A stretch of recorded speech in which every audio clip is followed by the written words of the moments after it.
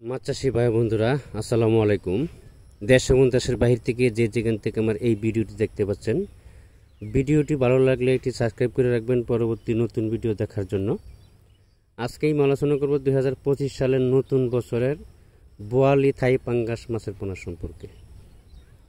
অনেকেই বিশ্বাস করেন না যে 4 মাসের ভিতরে 1.5 কেজি ওজন কিভাবে আনা সম্ভব। আপনারা যখন মাছের পোনা বিভিন্ন হ্যাচারি থেকে সংগ্রহ করেন, মাছের পোনা চিনে সংগ্রহ করতে পারেন না। কারণ যত বড় মাছ হবে তার পোনাটাও কিন্তু তত বড় হবে, এবং কি কালচারের সময় 4 মাসের ভিতরে 1.5 কেজি ওজন আসতে হবে। আপনি যখন মাছের পোনা সংগ্রহ করবেন, বড় ব্রড মাছ থেকে যে উৎপাদিত পোনাগুলো আছে, অর্থাৎ যত বড় মাছ হবে তত তার বাচ্চাটাও বড় হবে।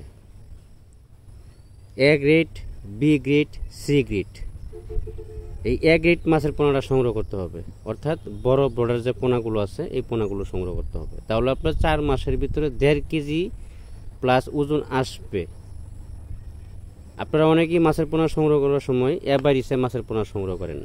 মাছ সংগ্রহ করার সময় নেট জালদা কাড়াই করে যে মাথার মাছগুলো আছে, এইগুলো হলো বড় ব্রড মাছ থেকে যে উৎপাদিত পোনাগুলো আছে, এই ধরনের মাছের পোনা।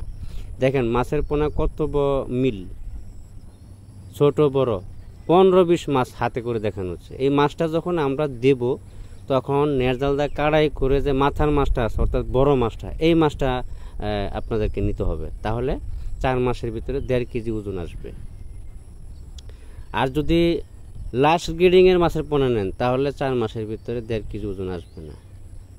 ভালো বিশ্বাসযোগ্যতা